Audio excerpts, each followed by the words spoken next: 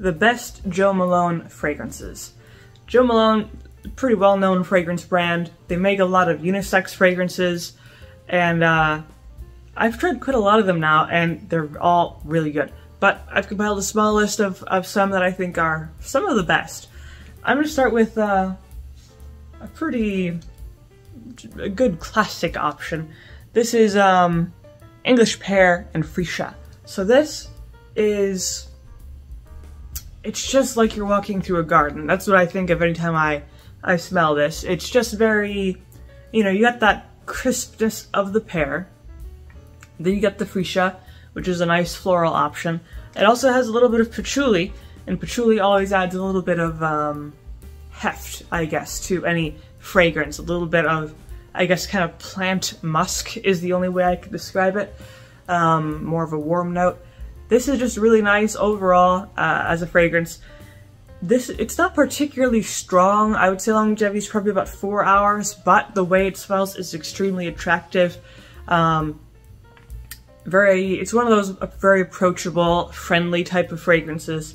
And in terms of unisex capabilities, I would say it's a little bit more feminine leaning, but it's natural enough that it is still pretty unisex.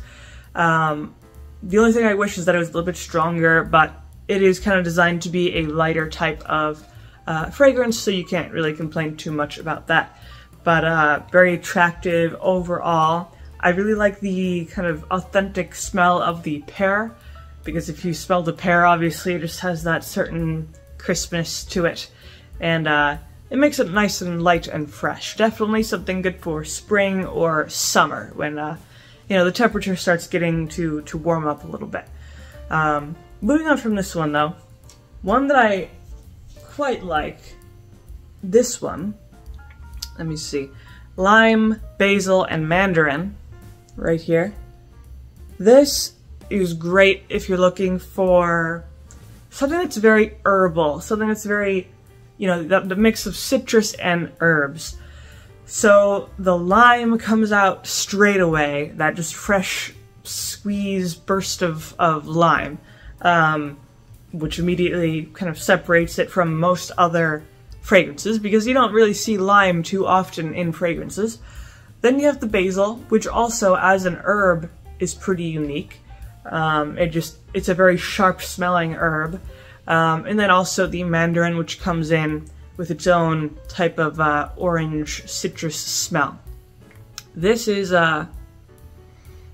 it's just really, really nice if you're looking for something extremely refreshing and unique, because, I mean, most of the notes that it has here, I mean, the basil and the lime alone, you rarely see those notes in most fragrances, you know. The mandarin is more common, obviously, as an orange note, but the concoction that it creates with these three notes combined together, very, very unique, very appealing. Definitely, again, this is more of a summer type of fragrance just because of how fresh and bright and citrusy it is. But you could get away with wearing this kind of at different times of the year just because it's more of a subtle type of fragrance, so it's not going to get too much in the way. But overall, really, really nice with this one. Then, for a little bit of a different vibe here, Fig and Lotus Flower with this one. This is kind of dewy. Like if you're, you know, out in the early morning and kind of all the plants and all the grass has that morning dew on it. That's what this reminds me of, that kind of shimmering coldness. I don't know, it's hard to describe, but it just has that kind of light freshness, plus the fig. The only other fig fragrance that I've ever smelled is, I think it's called Fig and Sea Salt from Old Navy, and I quite like that one. This reminds me a little bit of that, but it has more character to it because it's a little bit more complex. The fig that it has adds a little bit of sweetness to it, not too much, but just enough to make it more interesting. You know, it just has a very nice smell to it. And also the Lotus Flower. The Lotus Flower adds a little bit more sweetness, not too much, but it adds primarily again, that dewiness, that kind of freshness. I don't know, it's a very natural smelling fragrance. This is probably one of the more subtle ones. It's very much an intimate fragrance. It's not gonna spread too far from your application points, but as an intimate fragrance, it is very nice. You can really just enjoy the smell of it as you wear it. I like it as a kind of as an after shower type of fragrance. I don't know, it just has that nice freshness that you would want after a shower, but very pleasant. Even though it is, you know, very subtle, very nice. Then another one here, Red Roses. If you could see, it's kind of hard to see, but Red Roses. I love rose notes in general. This does it really well. Sometimes fragrances take a rose note and they try to make it too sweet or too this or that. This does it really well. The only other rose fragrance that I've smelled that does it really well is the Creed Fleur de Bulgarie, or Bulgarian Roses, which is actually from the 1800s, but this is a much more modern option, which does a similar thing with the Red Roses. Rose is nice because it does have a little bit of natural sweetness, but primarily it's actually a pretty cold, sharp floral note, at the same time being quite strong. So I think this Jo Malone option does it really well. It's actually more potent than you would expect. It's still pretty light, just a little bit more potent than you would expect.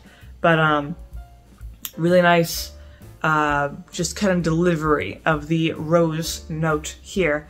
And I guess a pretty romantic type of fragrance as well. You know, you're just basically bathing yourself in the scent of roses, so pretty romantic for this one. But the last one, which is my absolute favorite, I have to say, Peony and Blush Suede. This is a really unique kind of different option because most of these other options are mostly natural notes, but then this one puts in the suede, so has a little bit more oomph to it.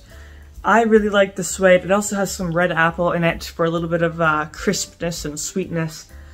The suede is great because you don't get it at first. You get the apple and the peony at first, which are pretty sweet, but then it dries down, and then you get the suede, which is surprisingly rugged. Not too crazy, but definitely rugged. And then it's kind of smoothed out with the peony.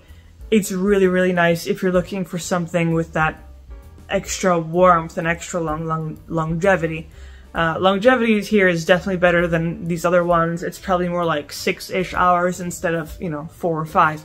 But definitely perfect if you want something that still smells very natural, but also has a little bit more of a rustic, heavy, warm vibe. But that is pretty much my take on some of the best Jo Malone fragrances, or at least my opinion on the best ones. So hopefully you enjoyed this video. If you did, of course, you could always leave a like, maybe subscribe, and I make videos like these throughout the week, so stick around for those.